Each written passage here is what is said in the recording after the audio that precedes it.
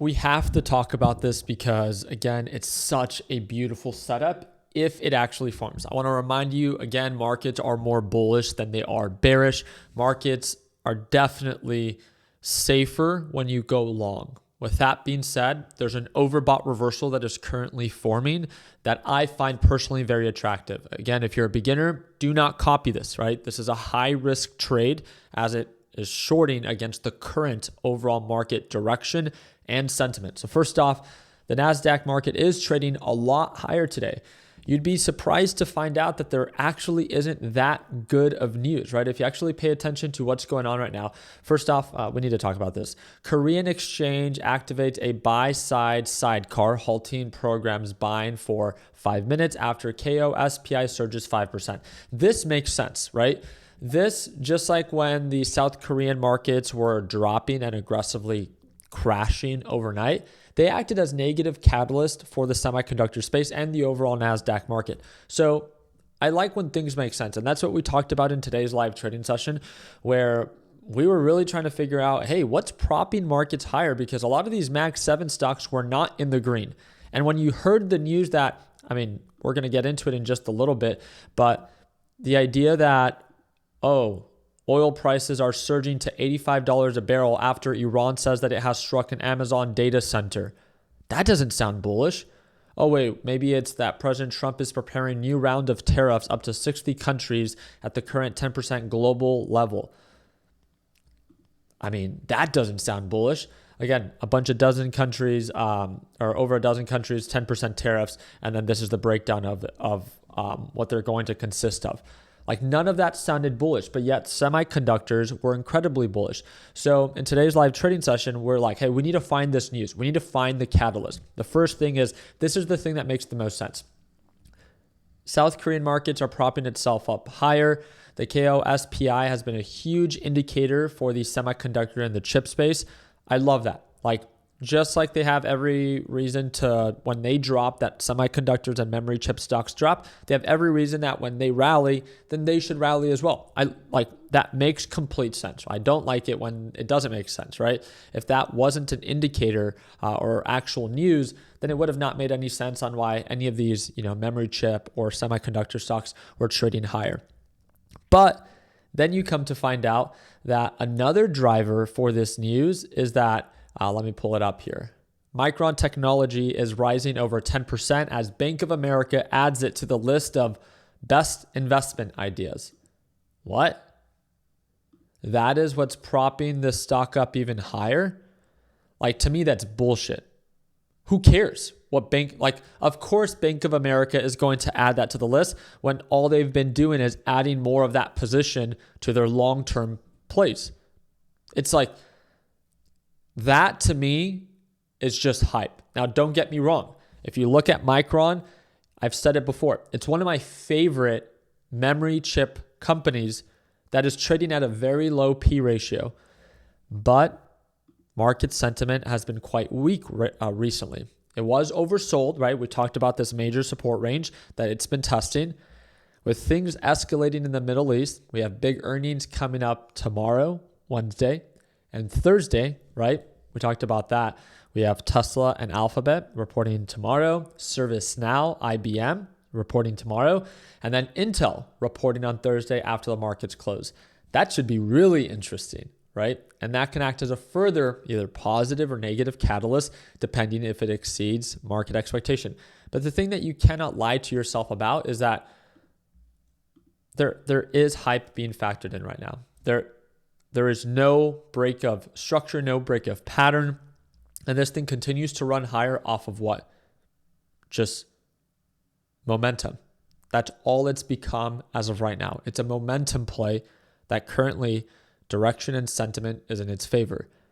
But as we've seen, right, there's a reason that this stock is down 30% from the highs of 1,300 to the lows of when it was at, $800 per share.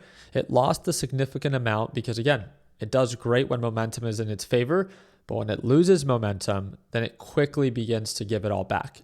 So I would just proceed with caution at these elevated levels, knowing that it's up 12, 13, maybe even 14% by the end of, as it gets closer to the end of the day. ask yourself, what is your intention? If you're into it as an investment, then great. I love that because it actually does make sense. When you look at Micron Technologies as a possible investment, you look at the P ratios, you look at the upside potential. It trades at a very low P ratio. It's a great company revenue-wise. Net income is absolutely beautiful. And when you look at the actual fundamentals and how it's growing, that makes complete sense. But if you're just jumping in now when it's up 12 or 13% and you only expect it to go up and your intention is not to invest in it but to trade it, I would be careful because, again, it's a momentum play right now. If you're investing into it, then you don't really care that it's up 12% today because, again, it could be down 6% tomorrow. But your timeline is you're not into it just for a few days or a few weeks or even a few months. You're into it for a long-term investment, maybe years from now, right? At least that's normally what an investment is. So I'm just here to remind you to make sure that the positions that you are taking are aligning with your intentions. There's nothing wrong. It makes complete sense on why you're going long on MU. But I hope that you understand why it's pushing up today. And I hope that you don't over celebrate today because it's green and then feel really bad for yourself tomorrow if it's red. Remember, only you can decide what your intentions are. Are you into it for a trade or are you into it for a long-term investment? And then again, knowing that it's up so much for such irrelevant news, I think that it should just prepare you mentally for a potential correction, for a potential downturn. That, okay, if it does drop 5 or 6%, can I tolerate it?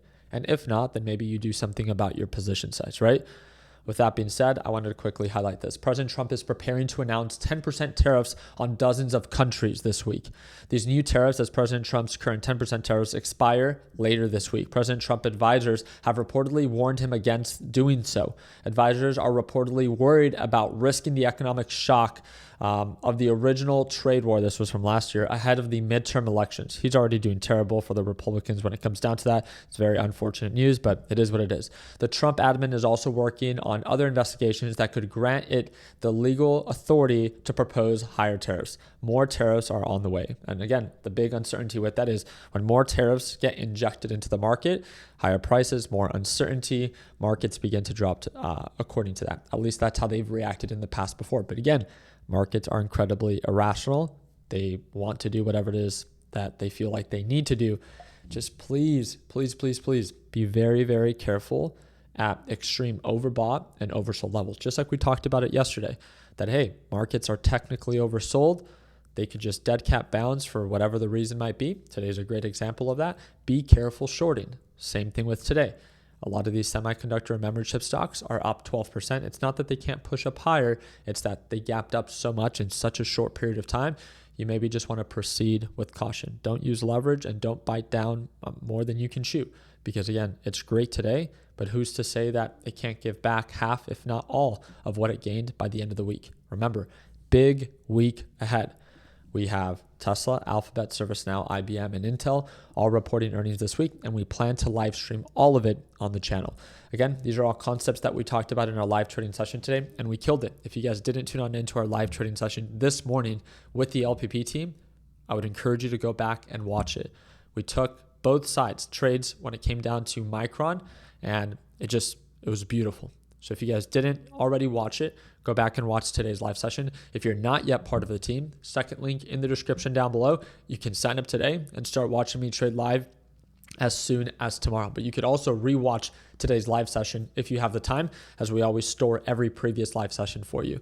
Again, if you want to join LPP, but you want to watch one of these live sessions before you join, we love that. Watch a real session. You guys can just click here and get a taste of what the LPP team experiences before you actually join. So again, I appreciate you guys' time. I hope that we're into thumbs up. Don't forget to subscribe. And like always, let's make sure that we end the year on a green note. Take care, team, and happy Tuesday.